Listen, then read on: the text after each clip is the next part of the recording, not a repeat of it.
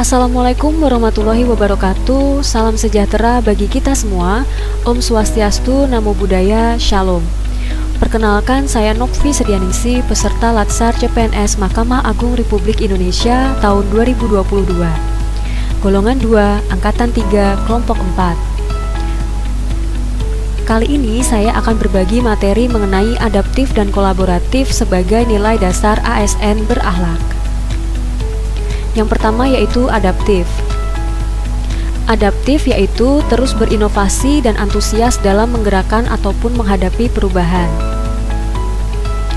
Adaptif merupakan kemampuan mengubah diri sesuai dengan keadaan lingkungan, tetapi juga mengubah lingkungan sesuai dengan keadaan diri atau keinginan diri. Praktik adaptif di era VUCA. Saat ini kita sedang menghadapi lingkungan yang bercirikan ancaman VUCA. Berikut hal-hal yang dapat dilakukan oleh seorang pemimpin organisasi untuk menghadapi era VUCA menurut Johansson 2012. VUCA itu sendiri yaitu volatility yang artinya perubahan dalam skala besar, uncertainty, kesulitan melakukan prediksi secara akurat, complexity yang artinya kerumitan, tantangan akibat berbagai faktor yang terkait, serta ambiguity atau ketidakjelasan suatu kejadian dengan mata rantai akibatnya. VUCA dapat dihadapi dengan VUCA prime, yaitu vision atau visi, understanding atau pemahaman, clarity atau kejelasan, serta agility atau ketangkasan.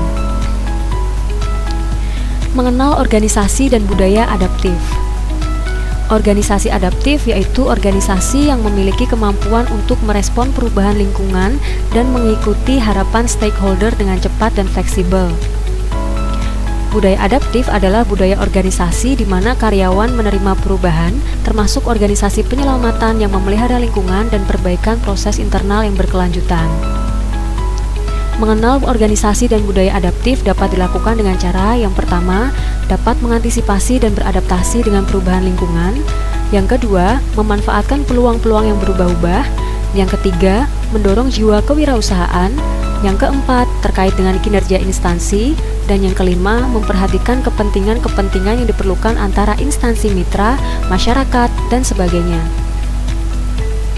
Adaptif sebagai nilai dan budaya ASN.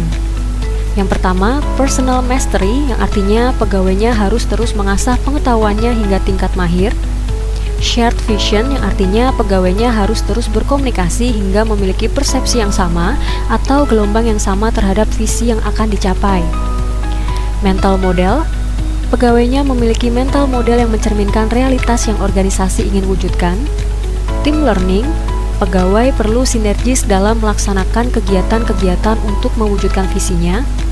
System thinking yang artinya pegawainya harus selalu berpikir sistematik, tidak berkacamata kuda, dan bermental silo. Kode etik adaptif. Yang pertama, cepat menyesuaikan diri terhadap perubahan. Yang kedua, terus berinovasi dan mengembangkan kreativitas. Dan yang ketiga, bertindak proaktif. Materi yang selanjutnya yaitu kolaboratif. Kolaboratif merupakan nilai dasar ASN yang artinya terus membangun kerjasama yang sinergis. Mengapa perlu berkolaborasi? Saat ini, kita sedang menghadapi 5 tantangan, diantaranya new behavior, perkembangan teknologi, tenaga kerja milenial, mobilitas tinggi, dan globalisasi. Kolaboratif governance. Kolaboratif governance sebagai sebuah proses yang melibatkan norma bersama dan interaksi saling menguntungkan antar aktor governance. Kolaborasi ini mencangkup kemitraan institusi pemerintah untuk pelayanan publik. 6 kriteria penting kolaborasi. Yang pertama, forum yang diprakasai oleh lembaga publik atau lembaga. Yang kedua, peserta dari forum termasuk aktor non-state. Yang ketiga, peserta terlibat langsung dalam pengambilan keputusan dan bukan hanya dikonsultasikan oleh agensi publik. Yang keempat, forum secara resmi diatur dan bertemu secara kolektif.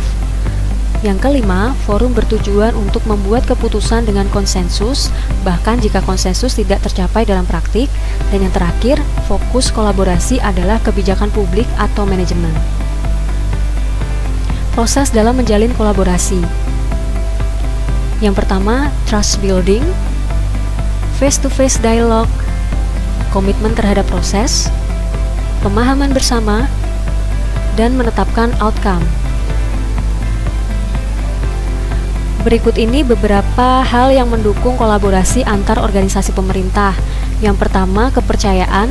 Yang kedua, pembagian kekuasaan. Yang ketiga, gaya kepemimpinan. Yang keempat, strategi manajemen. Yang kelima, formalitas pencapaian kolaborasi yang efektif dan efisien. Sedangkan yang menghambat kolaborasi antar pemerintah yaitu ketidakjelasan batasan masalah karena perbedaan pemahaman dalam kesepakatan kolaborasi, serta dasar hukum kolaborasi yang juga tidak jelas.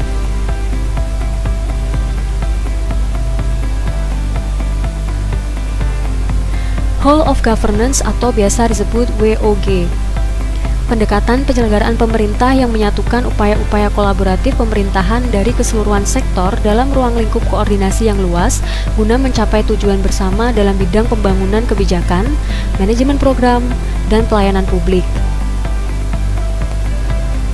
Bentuk whole of government diantaranya integrating service delivery, koordinasi dan kolaborasi, integrating dan rebalancing governance, serta culture change.